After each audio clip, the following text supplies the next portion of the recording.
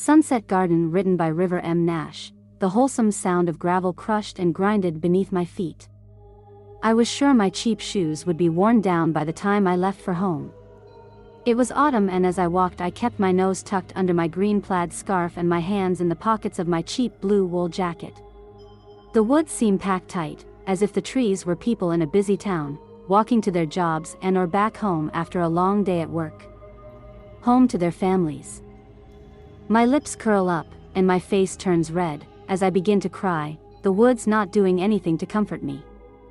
I suspect the people in that imaginary town would do the same thing, ignoring me and moving on with their day. My parents sent me here to Sunset Garden. After an argument, my father broke down the door of the bathroom. He found me with one of his $30 razor blades gouged in my left wrist. My right wrist was already cut by the time he got the locked door down. A strange darkness filled the little spaces between the trees. It felt like there was something hiding there.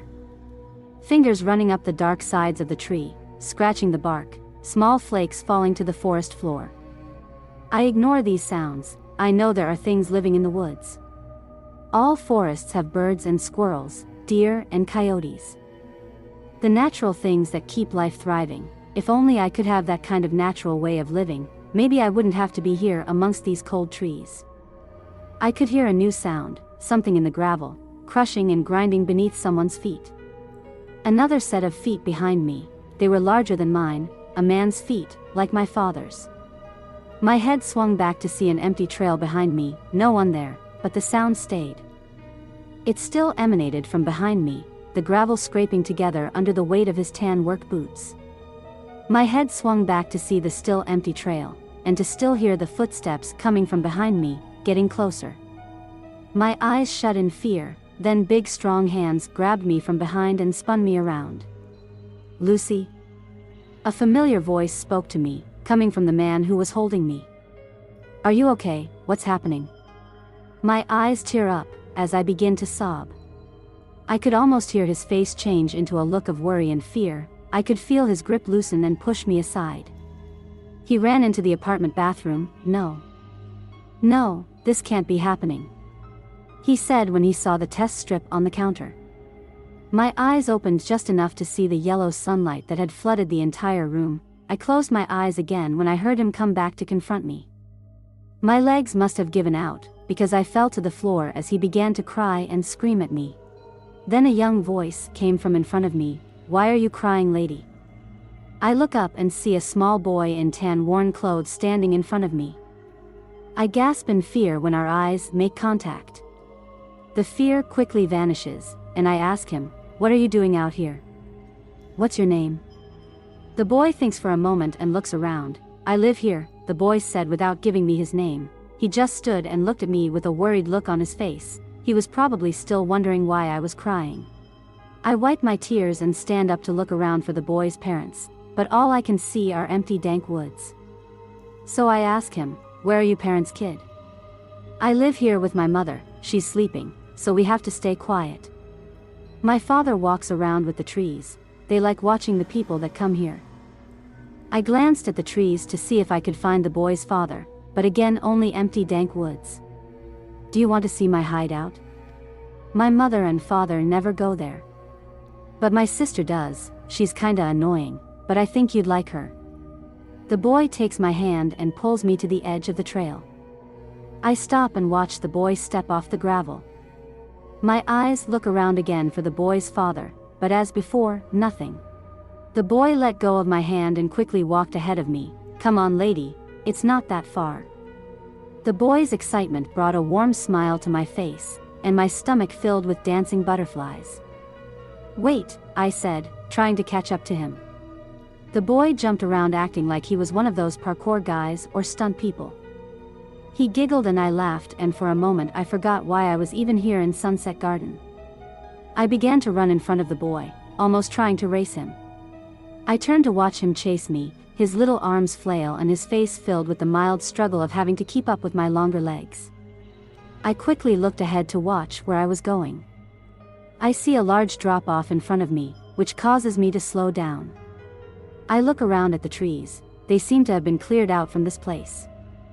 The drop-off was an old sinkhole that had what looked like some sort of old shack crumbled up in it.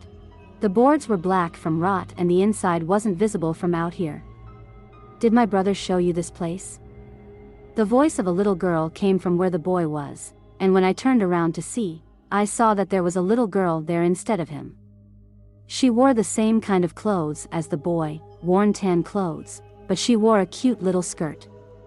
That fear from before came again, but it didn't leave as quick as last time with the boy. "You shouldn't be here, my mother and father don't like it when people are," the girl said, holding her hands in front of her. My face grew a worried look on it. "And where are your parents? What's your name, hun? What happened to your brother?" The girl only would say, "Inside." I instinctively looked back, down into the sinkhole, into the darkness of the shack. For some unknown reason I went on, into the sinkhole. I slide down the sides of the hole, the leaves and old dead branches move aside when my feet hit them. They also make a small thud sound when they come in contact with one of the boards of the shack. I begin to look around for a large enough gap in the boards to fit through. Once I find one, I stare into the darkness inside, hoping to see any glimmer of light or life inside it. Nothing in there but dark dankness. It smelt of fungus and old wet clothes that haven't been dried or washed. I squeeze myself past the slit in the boards, and crawl around the inside of the shack feeling with my hand. I try to go slow so I don't bump my head on any low-hanging things. I feel the man's hands again, they take mine and I let out a scream. "Shoo, it's okay, Lucy. I'm here." He held me close and comforted me. I felt as though I could trust him with anything in the world. I could hear the bell ring for the next class.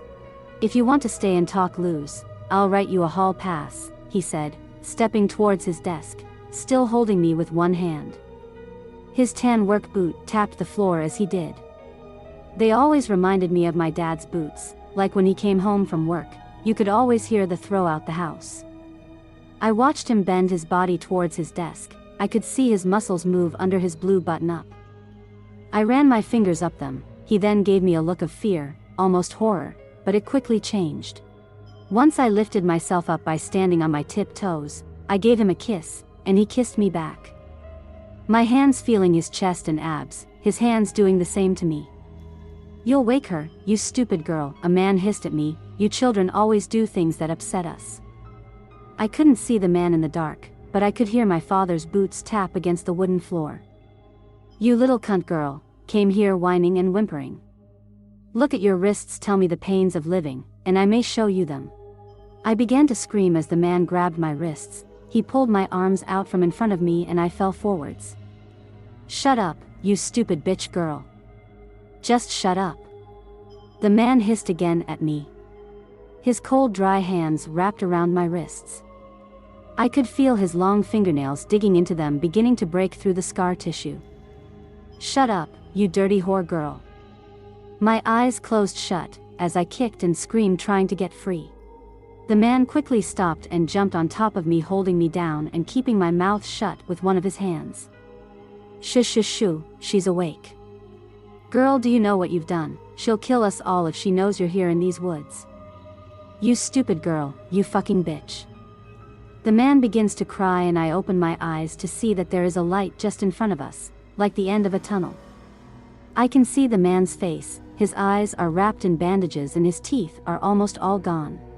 His skin was gray, almost a light blue, and there were rotten patches on his face and neck. Big black sores that dripped and bubbled with ink like pus. My eyes widened in fear of his disfigured features, his jaw hung forward, and drool puddled and dripped from his mouth. "You stupid girl." The man moved his hands to my neck and began to squeeze. I couldn't scream if I wanted to. I tried to get him away, hitting his chest and pushing his face. My hand went over his bandages and my fingers went under them. I pulled them down, revealing rotten black holes that were once eyes. The black pus drips from them, along with fat maggots that feed on the rotten cut marks around the holes. It was as if something sliced out his eyes a long time ago. My eyelids began to grow heavy as consciousness tried to leave me. Then a deep growl, like some sort of ancient hum, came from the light at the end of the tunnel. "It's her, the man let my neck go and I began to cough. "Lucy, please don't let her take me." His rot grew rapidly and the maggots bubbled and bulged under his skin. It began to tear and pop, oozing maggots. "Please, don't let her take me." His speech was gargled and distorted now, as he started to cough up maggots and black pus. His hand held my face, his long fingers brushed back my hair. I could feel the maggots pulsating under the skin of his hands. He fell to the side of me and his body started to quickly decompose.